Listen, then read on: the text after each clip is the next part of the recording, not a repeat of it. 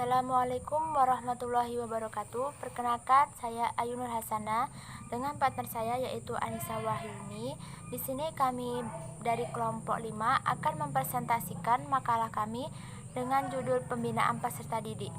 Makalah ini kami buat untuk memenuhi tugas mata kuliah Manajemen Peserta Didik dengan dosen pengampu Ibu Herlina MPDI. Saya akan menjelaskan mengenai pengertian pembinaan.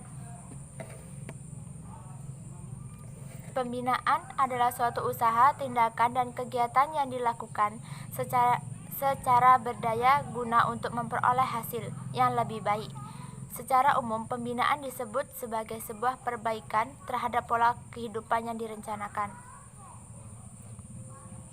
Pembinaan menurut Wojciech dalam bukunya menyatakan bahwa pembinaan yaitu usaha atau kegiatan memberikan bimbingan, arahan, pemantapan, peningkatan, arahan terhadap pola pikir, sikap mental, perilaku serta minat, bakat dan keterampilan para siswa. Pembinaan peserta didik juga dikemukakan menurut Sucipto dan Raffles Kosasih adalah pemberian layanan kepada siswa di suatu lembaga pendidikan, baik di dalam maupun di luar jam belajarnya di kelas.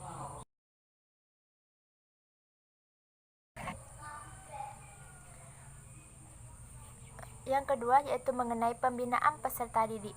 Pembinaan peserta didik merupakan salah satu kajian dalam memahami manajemen peserta didik. Dalam mempelajari pembinaan peserta didik, kita dapat menganalisis 1.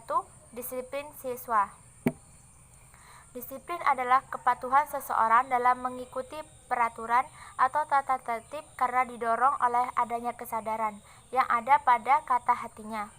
Dengan demikian, disiplin kelas adalah keadaan tertib dalam suatu kelas yang di dalamnya bergabung guru dan siswa taat kepada tata tertib yang telah ditetapkan. Disiplin mencakup setiap macam pengaruh yang diajukan untuk membantu siswa agar mereka dapat memahami dan menyesuaikan diri dengan tuntutan yang mungkin ingin ditunjukkan siswa terhadap lingkungannya.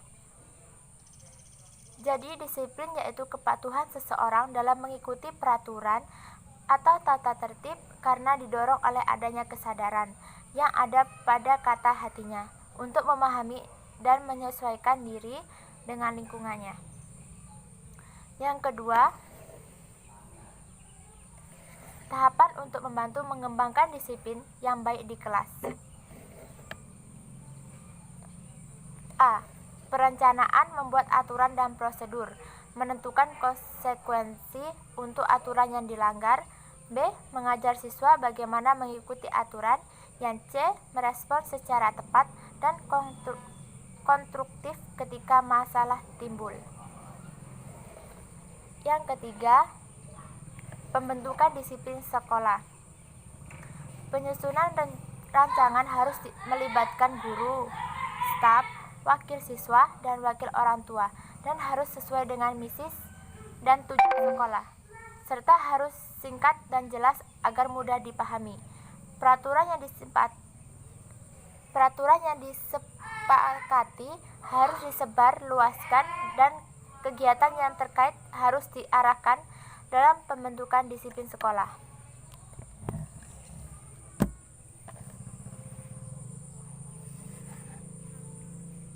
Materi yang selanjutnya akan disampaikan oleh Saudari Anissa Wahyuni.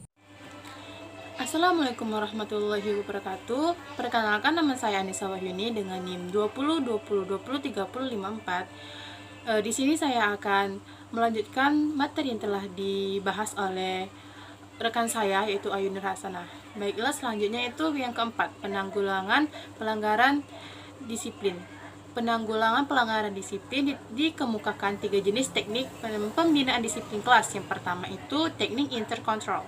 Teknik ini membutuhkan kepekaan atau penyadaran akan tata tertib daripada akhirnya disiplin itu tumbuh dan berkembang di dalam peserta didik itu sendiri. Dengan kata lain, peserta didik diharapkan dapat mengendalikan dirinya sendiri.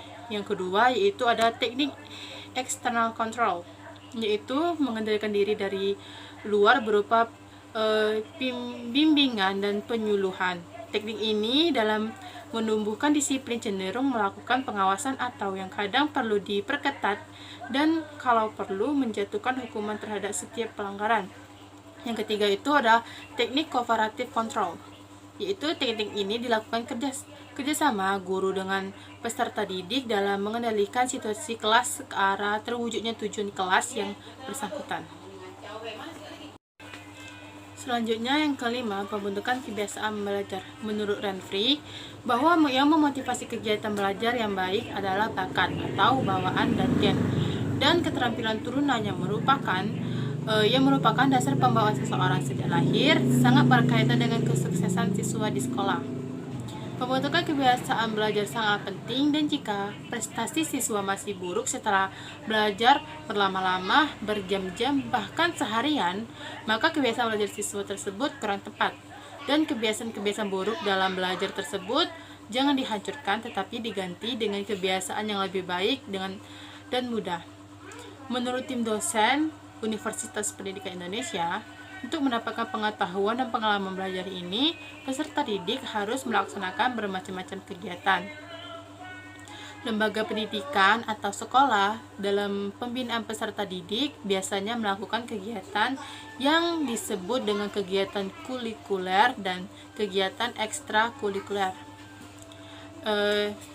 Yang pertama itu kegiatan kulikuler adalah semua kegiatan yang telah dilakukan di dalam pelajaran. Kegiatan kulikuler dalam bentuk proses belajar mengajar di sekolah dengan mata pelajaran atau bidang studi yang ada di sekolah. Setiap pelajar didik wajib mengikuti kegiatan kulikuler ini. Yang kedua, kegiatan ekstrakurikuler merupakan kegiatan peserta didik yang dilaksanakan di luar ketentuan yang telah ada di dalam kurikulum. Kegiatan ini biasanya terbentuk berdasarkan bakat dan minat yang dimiliki oleh peserta didik. Akan tetapi, setiap peserta didik tidak harus mengikuti semua kegiatan ekstrakurikuler.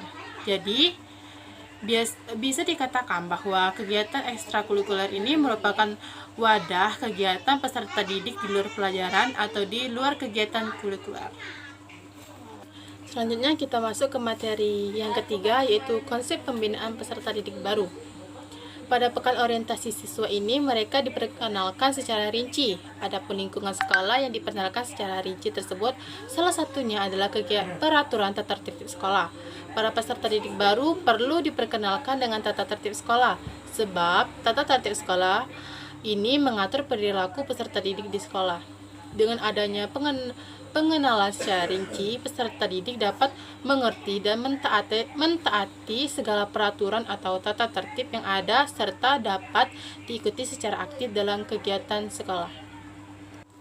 Baiklah, mungkin itu saja yang bisa kami sampaikan pada pertemuan kali ini mengenai pembinaan peserta didik.